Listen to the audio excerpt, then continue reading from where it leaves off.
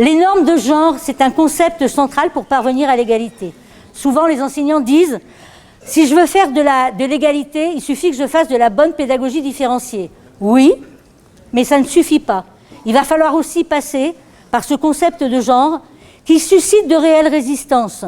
Je passe un peu vite, je vous parle vite du mariage pour tous et de la manif pour tous, hein. Là aussi c'est mon côté féministe, mais qui fait que dans les rectorats on a supprimé ce mot genre, on préfère le mot stéréotype, alors que pourtant, bon voilà, si ça vous intéresse, vous irez lire tout ce qui concerne les ABCD de l'égalité.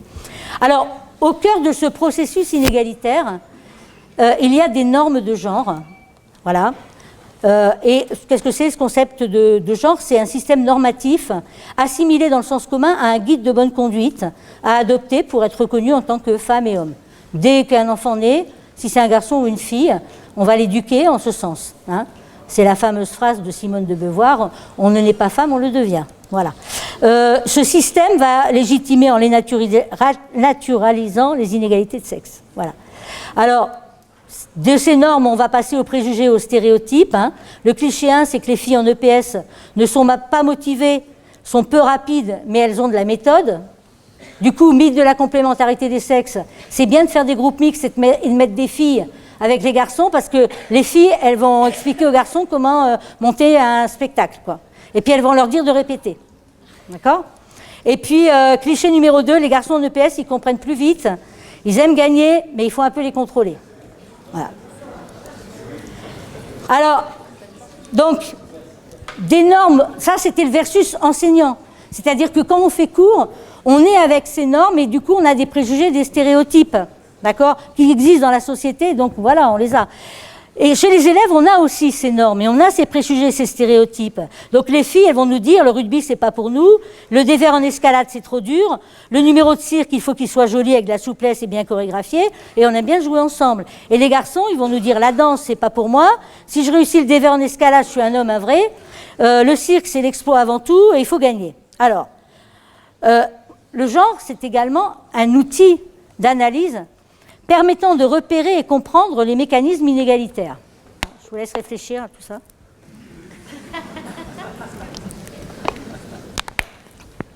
Je surveille le temps, en fait. Voilà. Oui, parce que là, je vous ai montré, en fait, des normes qui catégorisent.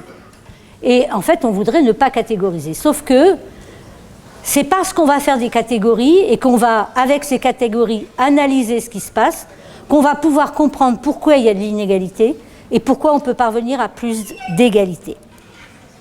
Donc, il est nécessaire d'avoir une grille d'analyse, une grille de lecture pour repérer, quand nos élèves arrivent, quelles sont leurs injonctions de masculinité et de féminité. Voilà, ils ont été construits comme ça.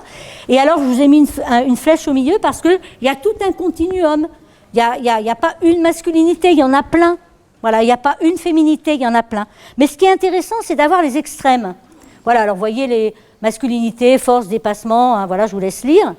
Mais d'avoir les extrêmes, et donc Théré avec d'autres auteurs, hein, à théoriser là-dessus, et a décrit les masculinités hégémoniques, c'est-à-dire ce qui est le plus poussé dans le masculin, développer sa domination masculine, la force, le dépassement, le risque, la prise de risque. Moi, j'avais des élèves, premier cours d'escalade, j'allais les chercher au milieu du mur parce que voilà, ils sortaient du vestiaire, hop, non, descends là. Bah, ils ne le faisaient pas tous.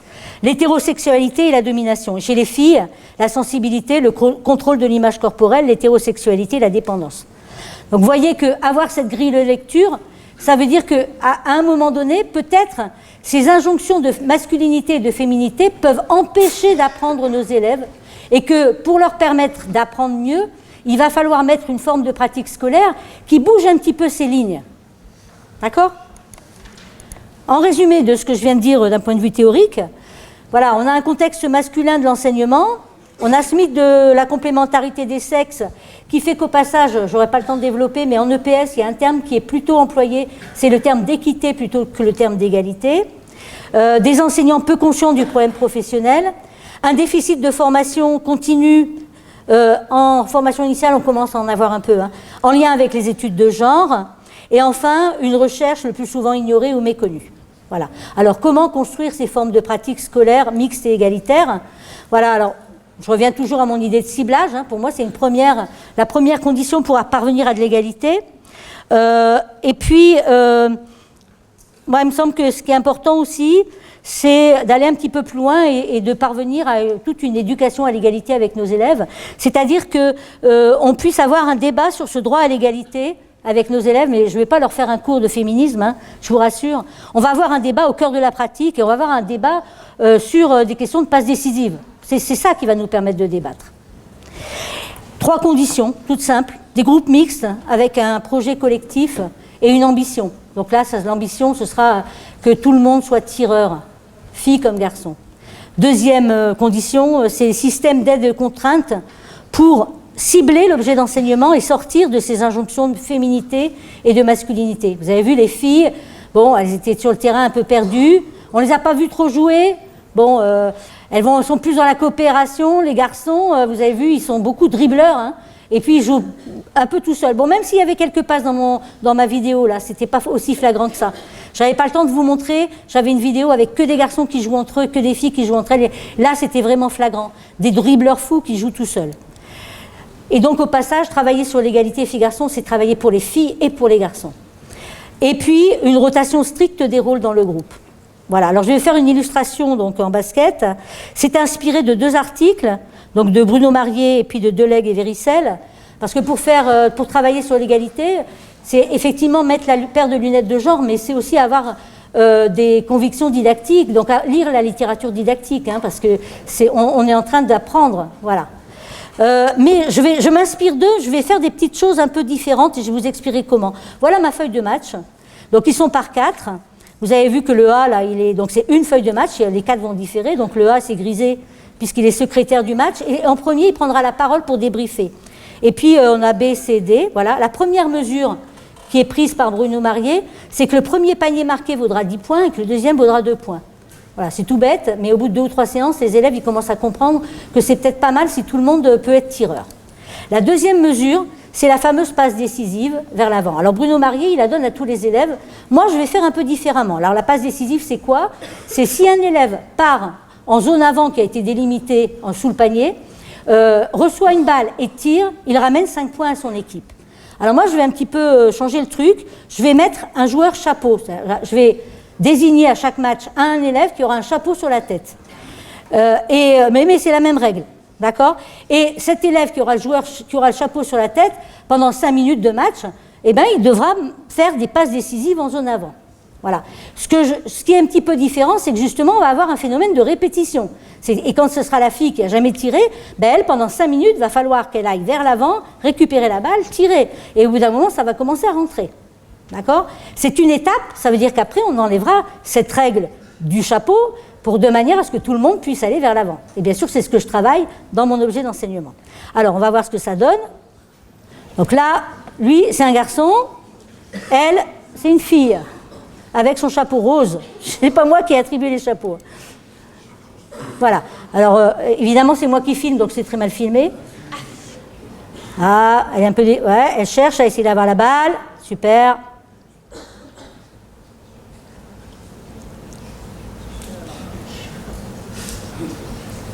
Alors le chapeau, c'est... bon, j'aime bien les arts du cirque, je mettais des chapeaux à mes élèves.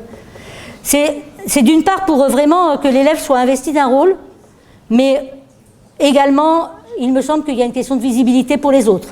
On cherche vraiment le joker. Voilà, alors là, vous voyez, ça a fonctionné, à nouveau, ça a fonctionné, sauf que la passe est trop forte.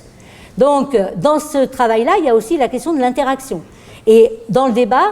On ne l'aura pas tout à l'heure dans le débat, mais ce sur quoi les élèves vont pouvoir aussi réfléchir, c'est que selon à qui je passe la balle, je ne vais pas passer la balle avec la même force.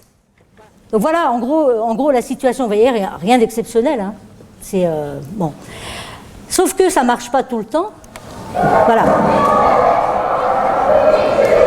Alors là, l'élève chapeau, en fait, son chapeau est tombé tout le temps parce que les filles, elles ont des queues de cheval. Donc c'est l'élève qui a sa capuche sur la tête. Et voilà. Et voilà. Ce qui est intéressant, c'est d'écouter le guidage du prof. Dommage. Laisse-leur le ballon, tu leur donnes. Vert. Prends quelqu'un, Lucie.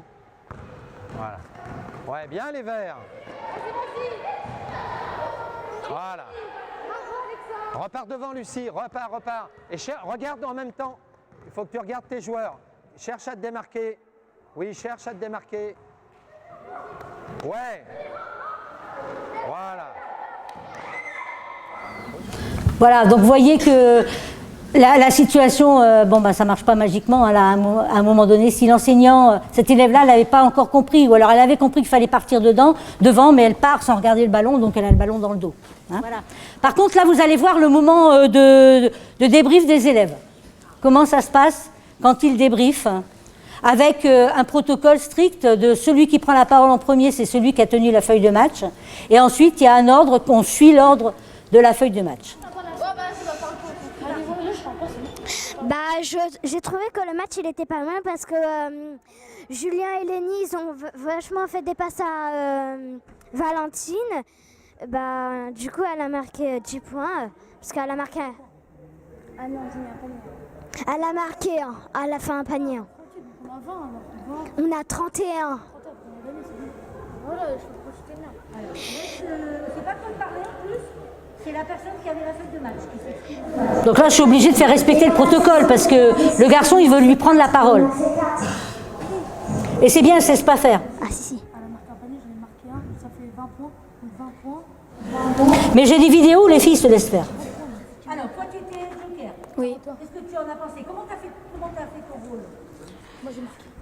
Déjà, au début, Julien il m'avait dit de rester dans la zone. Donc c'est pour ça, au début, je suis restée dans la zone. C'est Julien qui t'a proposé de rester dans la zone. Oui. Est-ce que c'est une bonne stratégie pour votre avis? Non. Pourquoi? Pas parce que... Parce que tu bouges pas, je t'ai dit tu restes là et tu fais des appels. Si tu bouges Parce que, des fois, faut aller pour... par exemple, s'ils sont coincés ou... pour aider. faut parler fort. Pourquoi alors? J'ai pas bien compris. Pour aider, Pour aider, d'accord. Pour aller aider en défense. oui. Alors maintenant, tu as la parole, c'est chacun son tour. Voilà. Vas-y. Ouais, donc en fait on dit que c'était une mauvaise stratégie, mais là en fait c'était une bonne stratégie. Mais après faut savoir, faut bien l'employer. Donc je lui ai dit tu restes devant mais tu fais des appels. Donc, Alors, est-ce que tu sais ce que ça veut dire faire des appels? oui, ça veut proposer des solutions. Oh. Ludivine ou Valentine? Valentine, pardon. Valentine. C'est quoi faire des appels? Je sais pas. Voilà, elle sait pas. Donc explique-lui tranquillement ce que ça veut dire. Là Oui, là. En fait faire des appels c'est proposer des solutions. Donc par exemple, si tu vois qu'il y a quelqu'un devant toi, essaye de passer devant lui, comme ça tu pourras avoir la balle et ensuite refaire une passe et pour avoir plus d'occasions de but, tout simplement. Est-ce que tu as compris? Oui. Voilà. Moi, tu n'avais pas expliqué jusqu'au bout, donc du coup, c'est un peu difficile pour elle de comprendre. Ouais, mais après ça me demande pas, donc c'est aussi ça. Hein. Ah oui, c'est vrai. Ok. Alors, il y a Lénie qui n'a pas parlé. Tiens, tu veux parler quoi? Pour toi, pour le micro. Moi je trouve qu'on a bien joué, sauf des fois quand on faisait la passe à Valentine, tire plus fort. Parce que des fois en fait elle allait en dessous du panier, il faut que tu prends appui sur tes pieds et soulève-toi un peu faut que tu sautes. Et après sinon on a bien joué. Juste il faut faire des appels aussi. Vas-y, moi j'ai fini. Donc en fait tout à l'heure on était en entraînement et avec Lénie on a vu quand on parle, l'adversaire il peut comprendre. On va s'arrêter là. Vous avez vu que c'est pas si simple, hein, déjà de faire respecter ce tour de parole. Et pour autant, ce que je trouve intéressant dans cette séquence, bien sûr qu'elle n'a pas compris avec l'explication du garçon ce que c'était que faire des appels. Mais alors, ce que vous voyez, c'est un moment voilà, dans un cours. C'est pas terminé. Donc, ce qui va pouvoir être intéressant ensuite, c'est qu'on reprenne ces notions, peut-être en les simplifiant, parce que faire un appel, bon, lui, il sait ce que ça veut dire, il fait sûrement du foot. Pour elle, c'est plus compliqué. Hein, donc ça, c'est... Voilà. Mais en tout cas, le débat, il porte quand même là-dessus. C'est-à-dire que pour pouvoir avoir ces points supplémentaires, qu'est-ce qu'il lui avait dit, le garçon? Il lui avait dit, tu vas rester dans la zone. Et elle a expérimenté ça, et elle dit, mais ça marche pas. Ça marche pas que je reste dans la zone. Voilà. Et donc, à partir de là, ce qui va être intéressant de travailler avec ces garçons et ces filles, et le débat, il va porter là-dessus, C'est comment on y va dans la zone, comment on fait pour se démarquer, et aussi comment on fait pour que la passe elle soit ajustée. Voilà. Et comment je fais aussi pour regarder le ballon, etc. Donc vous voyez qu'il y a quand même pas mal de choses à travailler là-dessus. Voilà. J'ai pas trop de conclusions. Voilà. Je suis quand même en retraite. Hein.